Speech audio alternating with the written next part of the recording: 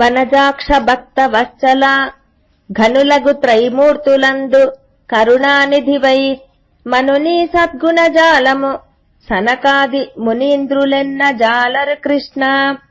ఈ పద్యమునందు కవి త్రిమూర్తులయందు శ్రీహరి శ్రేష్ఠుడని వర్ణించినాడు.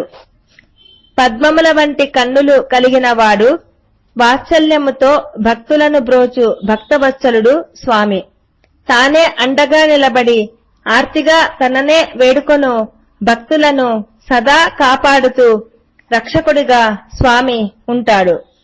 ఘనులైన త్రిమూర్తులలోని కరుణానిధి అయిన పరమాత్ముని సద్గుణములను తెలుసుకొనుట ఎవ్వరితరమూ కాదు.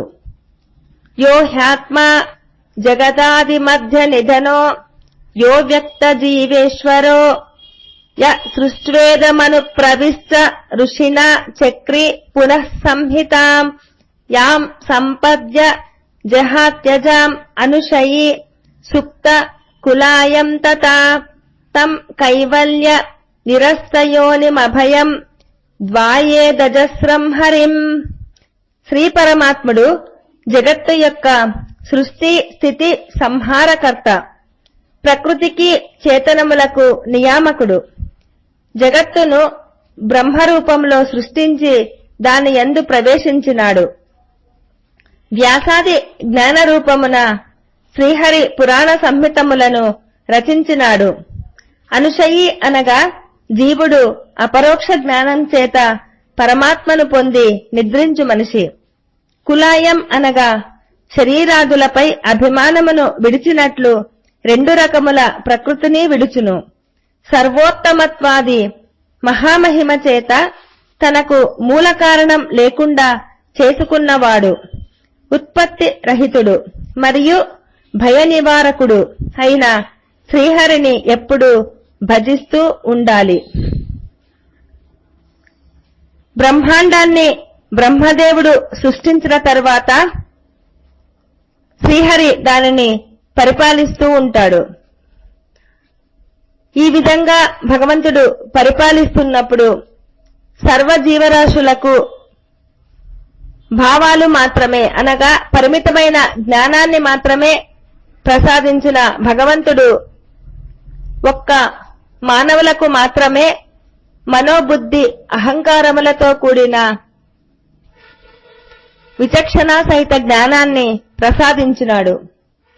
అనగా భగవంతుని తెలుసుకొని తరించుటకు ఈ మానవ జన్మము ఒక్కటే సాధ్యం. ఇటువంటి ఈ మానవులకు భగవంతుణ్ణి తెలుసుకొని జన్మ తరించుటకు అనుకూలంగా వ్యాసాది మహర్షుల ద్వారా జ్ఞానాన్ని ప్రసాదించడం జరిగినది. వ్యాస మహర్షి వేదములను 4 వేదములుగా విభజించి జనులకు అందించినాడు. కాని ఈ వేద జ్ఞానాన్ని సామాన్య ప్రజలు అర్థం చేసుకొని ఆచరించడం కష్టం కాబట్టి ఈ వేదములలోని ధర్మములను సూక్ష్మమైన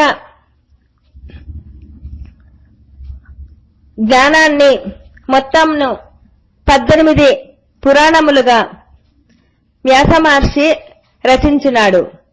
వీటిని అష్టాదశ పురాణములు అని అంటారు. ఇవి సామాన్య జనులకు కూడా అర్థం అయ్యే విధంగా చాలా సులభంగా ఉండునట్లు రచించినాడు. ఈ పురాణాల ద్వారా జనులు చాలా సులభంగా విచక్షణ జ్ఞానాన్ని అనగా మనిషి ఏ విధంగా జీవించాలి, ఏ విధంగా మనం ఈ జన్మ తరించుకోవాలి, ఈ పుట్టుక మరణ చక్రం నుండి మనం విడువబడి భగవంతుణ్ణి ఎలా చేరుకోవాలి అని తెలుసుకొనుటకు కావలసిన జ్ఞానం వీటి ద్వారా మనం పొందవచ్చును. అంతేకాక మహాభారత రామాయణంలోని పాత్రల వలన మనిషి స్వార్థంతో ఉన్నప్పుడు ఏ విధమైన ఫలితాలను అనుభవిస్తాడు అనేది కూడా మనం తెలుసుకుంటాం. అలాగే జీవితాన్ని సార్థకం చేసుకున్న పాత్రల నుంచి మనం మంచిని కూడా తెలుసుకుంటాం.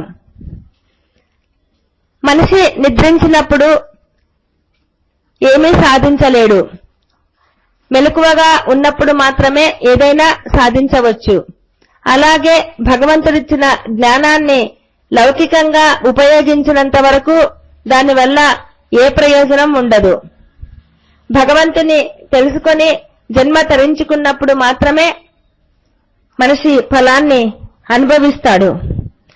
ఈ విధంగా భగవంతుణ్ణి మనం తెలుసుకొని తరించుటకు భగవంతుడే మనకు ఎన్నో రూపాలుగా జ్ఞానాన్ని ప్రసాదించడం జరిగినది. బ్రహ్మ రూపమున జగత్తును సృష్టించి, విష్ణు రూపమున పాలించి, రుద్ర రూపమున అంతం చేయు త్రిమూర్తులలో కరుణామయుడై జగత్తును పాలించే శ్రీహరి మహిమను ఎవరు కూడా సంపూర్ణంగా తెలుసుకొనలేరని కవి వర్ణించడం జరిగినది. బ్రహ్మ మానస పుత్రులు సనకాది మహర్షులు. మనం ఇంతకు ముందే వారిని గురించి చెప్పుకున్నాం. సనక, సనందన, సనత్సుజాత, సనత్ కుమారులను సనకాది మునీంద్రులు అని అంటారు అని. వీరు శ్రీహరి యొక్క మహిమను సంపూర్ణంగా తెలుసుకొనుటకు బ్రహ్మదేవునికి దగ్గరకు వచ్చి వారు అడిగినారు. కాని వేద జ్ఞానాన్ని స్వయంగా శ్రీహరి ద్వారా విన్న బ్రహ్మ కూడా సంపూర్ణంగా నేను శ్రీహరి మహిమను తెలియచేయలేను అని శ్రీహరినే ప్రార్థింపగా స్వయంగా శ్రీహరియే హంస రూపమున వచ్చి సమస్త జ్ఞానమును వారికి బోధించను. అటువంటి వారే స్వామిని సంపూర్ణంగా తెలుసుకొనుట కష్టమైనప్పుడు వేరెవరు తెలుసుకొనగలరు? స్వామి అనుగ్రహం పొందిన వారు మాత్రమే స్వామి గురించి కొంతైనా తెలుసుకొనగలరు. విరాట్ స్వరూపుడు అయిన స్వామిని తెలుసుకొనుట బహు కష్టము. జై శ్రీమన్నారాయణ. నమోన్నమః. జై శ్రీకృష్ణ. మీకందరికీ ఈ ఆడియో నచ్చినట్లయితే లైక్ చేయండి, షేర్ చేయండి. మరిన్ని ఆడియోల కోసం పద్మలత ఆర్ అనే ఛానల్ కు సబ్స్క్రైబ్ అవ్వండి.